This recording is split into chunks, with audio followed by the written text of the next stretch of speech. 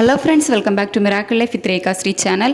இன்றைக்கி நம்ம இந்த வீடியோவில் ஆஃப்டர் டெலிவரி எந்த மாதிரி சீக்கிரமாக ரெக்கவரி ஆகிறது, முக்கியமாக சி செக்ஷன் பண்ணவங்களுக்கு ஸ்பீடாக ரெக்கவரி ஆகிறதுக்கு எந்த மாதிரி விஷயங்கள் ஃபாலோ பண்ணணும் அப்படிங்கிறத தான் இந்த வீடியோவில் நான் உங்கள் கூட ஷேர் பண்ணிக்க போகிறேன். ஃபஸ்ட்டு உங்களுக்கு சி செக்ஷன் முடிஞ்சதுமே ஃபஸ்ட் டே இல்லை செகண்ட் டே உங்களை எலும்பி நடக்க சொல்லுவாங்க. ஒரு நாள் இல்லை 2 நாள் மட்டும்தான் உங்களுக்கு படுத்த மாதிரியே வச்சுருப்பாங்க. 3ஆவது நாள் இல்லை 2ஆவது நாளே பார்த்தீங்க அப்படின்னா எழுந்து உட்காருங்க, மெதுவாக நடங்க அப்படிங்கிற மாதிரி சொல்ல ஆரம்பிப்பாங்க. அது எதனால அப்படின்னு பார்த்தீங்கன்னா, நீங்கள் எந்த அளவு சீக்கிரமாக நடக்கிறீங்களோ அந்த அளவுக்கு உங்கள் உடம்புல சீக்கிரமாக நல்ல ஒரு பிளட் சர்க்குலேஷன் இருக்கும். ஸோ அந்த மாதிரி ரத்த ஓட்டம் நல்லா இருக்கிறதுனால உங்களால் ஸ்பீடாகவே ரெக்கவரி ஆக முடியும். ஃபஸ்ட்டு வாக் அவ்வளோ கஷ்டமாக இருக்கும். எனக்கும் சி செக்ஷன் தான், எனக்கும் அந்த வலி தெரியும்.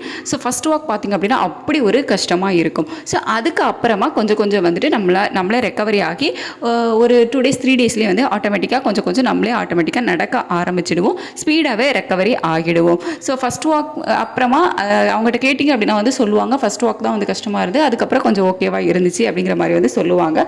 ஸோ அதுக்கு ரீசன் இதான், நீங்கள் படுத்தே இருந்தீங்க அப்படின்னா உங்களோட பிளட் சர்க்குலேஷன் அவ்வளோவா இருக்காது. நீங்கள் கொஞ்சம் எந்திரிச்சு நடக்கிறீங்க மெதுவாக அப்படிங்கும்போது உங்களுக்கு பிளட் சர்க்குலேஷன் ஸ்டார்ட் ஆகி நல்லாவே ஸ்பீட் ரெக்கவரி இருக்கும்.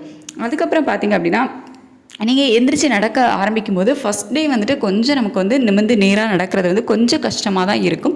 அதே இதுக்கு நீங்கள் பழகிடாமல் அதுக்கப்புறமா பார்த்தீங்க அப்படின்னா நீங்கள் ஸ்ட்ரைட்டாக நேராக நிமிர்ந்து நடக்க பார்க்கணும். இல்லை நீங்கள் கொஞ்சம் குனிஞ்சிட்டே நடக்கிறீங்க, உங்களுக்கு லைட்டாக அந்த அடிவயத்தில் தையல் போட்ட இடத்துல வலி இருக்க தான் செய்யும், இல்லைன்னு நான் சொல்லலை.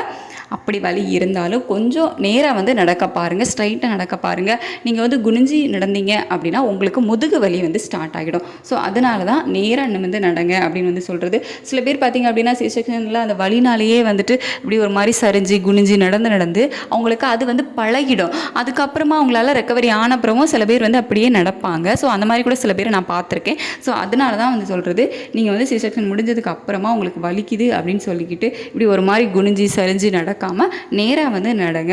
அதுக்கப்புறம் உங்களுக்கு டாக்டர் பெயின் கில்லர் கொடுத்துருப்பாங்க வலி தெரியாமல் இருக்கிறதுக்கு.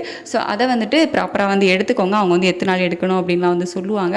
ஸோ அதை எடுத்துக்கோங்க. நெக்ஸ்ட் தையல் போட்ட இடத்த கண்டிப்பாக வெட்டாக வச்சுருக்கணும். ஈரம் இருக்கிற மாதிரி வைக்காதீங்க. ஏன்னா ஈரமாக வச்சுருந்தீங்க அப்படின்னா அந்த இடத்துல புண்ணு அந்த மாதிரி வரதுக்கான வாய்ப்புகள் இருக்கும். ஸோ முடிஞ்ச வரைக்கும் அதை தொடச்சி க்ளீன் பண்ணி நீட்டாக வெட்டாக வச்சுக்கோங்க.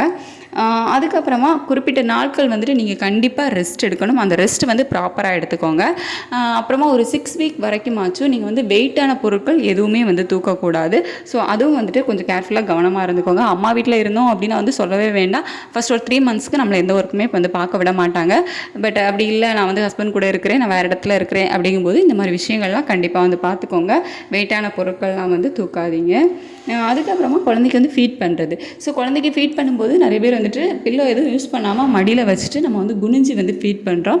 அந்த மாதிரி தப்பு பண்ணாதீங்க. இதனாலையும் பார்த்தீங்க அப்படின்னா உங்களுக்கு அடிவயத்தில் வலி, பேக் பெயின் இந்த மாதிரி உள்ளதெல்லாம் வரும். ஸோ முடிஞ்ச வரைக்கும் அட்லீஸ்ட் ஒரு பில்லோ வச்சுட்டு அதுக்கு மேலே பேபியை வச்சு நிமிர்ந்து உட்காந்து ஃபீட் பண்ண பாருங்கள். ஸோ அந்த மாதிரிலாம் நீங்கள் பண்ணுறது மூலமாக உங்களுக்கு பின்னாடி வரக்கூடிய முதுகு வலி, அப்புறமா அந்த எனக்கு நார்மல் டெலிவரி ஆகலை, சி செக்ஷன் ஆகிடுச்சு, அதனால தான் இவ்வளோ கஷ்டமாக இருக்குது அப்படி இப்படின்னு புலம்பிட்டு அப்படியே உட்காராதீங்க. அதெல்லாம் வேஸ்ட்டு. அப்போல்லாம் கிடையாது. நார்மல் டெலிவரியிலையும் இதை விட அதிகமான கஷ்டங்கள் இருக்க தான் செய்யுது.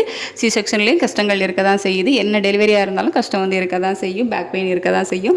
ஸோ நீங்கள் இந்த மாதிரி விஷயங்களெல்லாம் ஃபாலோ பண்ணிங்க அப்படின்னா உங்களுக்கு ஸ்பீட் ரெக்கவரியும் இருக்கும். உங்களோட பேக் பெயின் அண்ட் இந்த அடிவயிற்று வலி இதெல்லாம் சீக்கிரமே சரியாகும். இந்த வீடியோ உங்களுக்கு யூஸ்ஃபுல்லாக இருந்துச்சு அப்படின்னு நினைக்கிறேன். ஏதாவது சஜஷன் இருந்து அப்படின்னா கீழே கமெண்ட்டில் சொல்லுங்கள். இந்த வீடியோட நேரம் பொறுமையாக பார்த்ததுக்கு தேங்க்யூ ஸோ மச்.